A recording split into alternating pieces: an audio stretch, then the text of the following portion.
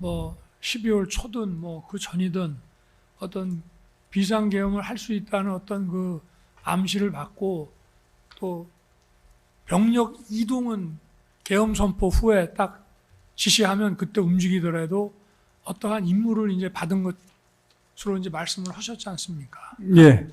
그러면 우리 사령관님 머릿속에는 이제 우리 역사상 뭐 많은 계엄들이 있었지 않습니까? 그러니까 어떤 계엄으로 생각을 했고 또 국방장관, 계엄의 주무부서인 국방장관으로부터 어떤 계엄에 대한 얘기를 듣고 어떠한 임무, 거점 이런 거를 이제 지시를 받았다면은 그 장관한테 여기 지금 계엄에 투입되는 분의 그 규모가 어느 정도 되며 이게 어떤 계엄이냐 이런 거 한번 물어보신 적 있으세요? 궁금할 것 같은데 내가. 왜냐하면 특전사령관으로서 장관으로부터 제가 이제 우리 사령관이 입장이라면은 장관으로부터 그런 얘기를 듣고 또 뭐 장관 뭐 대개도 갖고 연락도 받고 뭐 이렇게 해서 그 장관으로부터 이제 상당히 그 친근감 있는 그 원래 특전사하고 수방사는 또 대통령 경호부대이기도 하지 않습니까?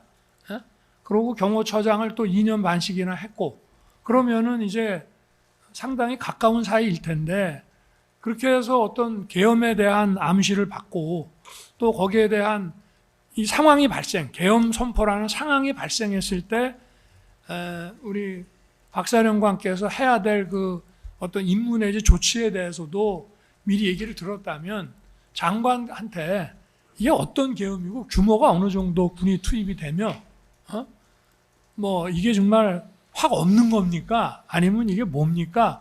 이런 거를 좀 물어볼 만한 그 궁금증이 안 생겼을까요? 그냥 받아들이셨습니까?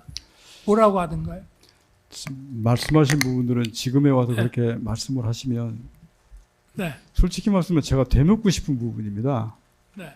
그 중간 과정에 이게 평상시에 될 상황도 아니고 될 수도 없는데 안 됩니다라는 얘기의 과정이 분명히 있었고 저도 머릿속에는 그래서 전방 상황에 뭐가 있으려고 하나? 설마 아니겠지? 아니 그러다 갑자기 하면 어떡하지? 이게 지금 12월 3일까지 머리에 있다가 3일 날에 이제 갑자기 한 상황으로 얘기했는데 아니 제가 왜 그 상황을 곽사령관께 여쭤보냐면은 이제 군인들 입장에서는 뭐 이게 전시 교전 이런 것만 생각을 하지만 사실 우리나라에서 그 합참에도 계엄과가 있지만 전시 상황에서 바로 계엄이 선포된 적이 없습니다. 다 집회 시위라든지 뭐 이런 과격 시위 이런 것 때문에 이제 계엄이 됐고 6.25 사변 때도 부산 정치 파동 때 계엄이 이제 된 건데 이제 어떤 그 계엄을 생각을 이제 했느냐 하는 거 하고 본인은 이게 뭐 상황이 안 된다고 말씀을 하셨지만 아까도 뭐 의원을 끌어내는 게 현실적으로 지금 병력도 부족하고 또 사실 아까 YTN 보면서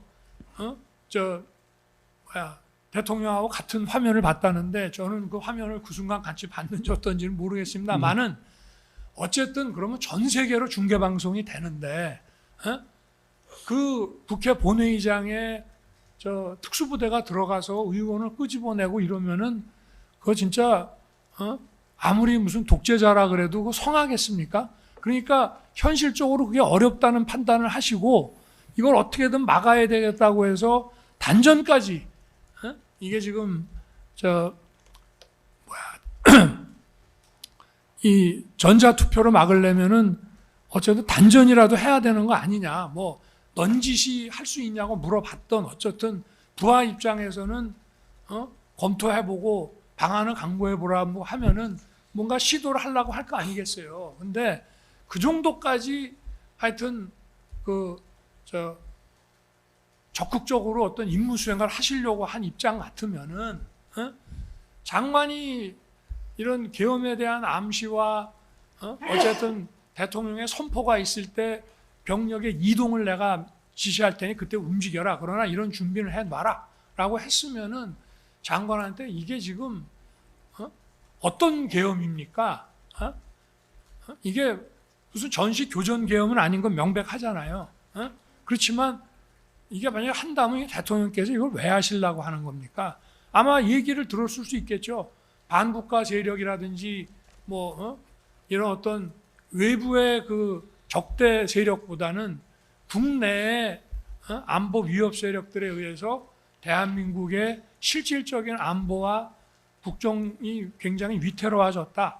뭐 이제 이런 얘기들이 보통 생각해 볼 수 있지 않겠어요? 근데 장관한테 제가 볼 때는 특전사령관은 굉장히 중요한 보직인데 장관한테 그러면 그냥 간단하게 우리 부대는 얼마가 투입이 되지만 전체 이 장관님이 얘기하시는 이 계엄의 전체 그 병력 투입 규모가 어느 정도 됩니까? 이런 거 한번 안 물어보셨나요?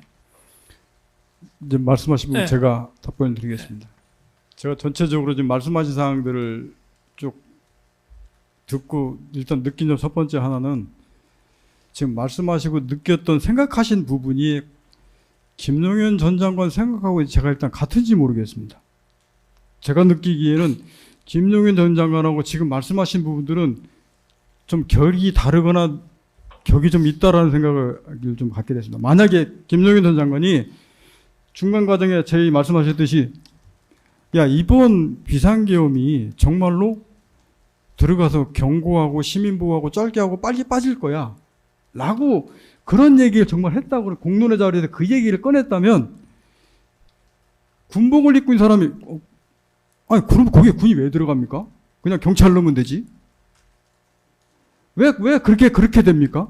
앞서서 말씀드린 될상황이 될 수도 없는데 그걸 왜 들어갑니까? 라고 되물었는데 그런 자체를 일절 김용현 장관이 저희들한테 얘기한 적도 없고 그 부분을 제 말씀은 제가 일단은 여쭤보는 증인 말씀을 것만- 끝까지 한번 들어보시죠. 네. 일단은 일단 들어보시고 또 한번 물어보셨냐 이걸 물어보시겠습니다. 계속 그래서 그 말씀하십시오. 부분은 분명히 차이가 있는 부분들이 있었고 그러다가 비상계엄이 선포되면서 이게 갑자기 투입되는 상황이 맞이돼서 지금 들어가겠던 부분들이고 그러고 나서 그 이후에 여러 가지 이런 상황을 판단의 과정 거치면서 이게 아닌 거다 싶어서 중지하고 철수했던 것들이고 그 다음에 지금 두 번째 질문은 그 과정을 김용현 장관이 저하고 누구랑 얘기의 과정을 한 번도 거치거나 그거를 얘기를 안 해봤기 때문에 나타난 문제가 지금까지 똑바로 김용현 장관이 국회 몇 명 들어갔어. 모를 겁니다. 말씀은 지금 누누이 헌재 때부터 나와서 예. 그런 판단을 제가 구하는 게 아니고 지금 특전사령관 입장에서 장관으로부터 이제 이런 언질과 임무부여를 받았다고 한다면은 그런 거를 한번 난 나 같으면 궁금해서라도 딴 거는 모르겠어요. 그렇지만 전체 투입 규모는 어느 정도 됩니까? 라고 한번 물어봤을 것 같거든요. 이게 몇만 명 단위냐? 아니면은 우리 저 부대하고 뭐 수방사요 또는 방첩사 이렇게 세 개만 가는 거냐라든지 그런 거를 한번 물어볼만 그거는 했을 제가 텐데 그렇게 안 물어보지 않았어요. 물어보셨나? 그 임무를 저는 받았을 때 네. 제가 통상 들어갈 때 그게 시간이 충분하고 했다 그러면 야 너 얼마큼 되냐? 그건 토론의 과정에서 나옵니다. 근데 그때 얘기는 그 임무를 했기 때문에 제가 구상으로 저도 제 참모들한테 그럴 얘기 일절 안 꺼냈다 그랬지 않습니까? 그러면 그 정도면 확보하면 그 정도면 대대 정도 제가 필요하겠구나. 이 정도로 제가 머릿속으로 인식을 했지 그 내용을 가지고 김용현 장관한테 이 정도면 되는데 얼마나 더 필요합니까? 이런 과정 자체를 안 했습니다.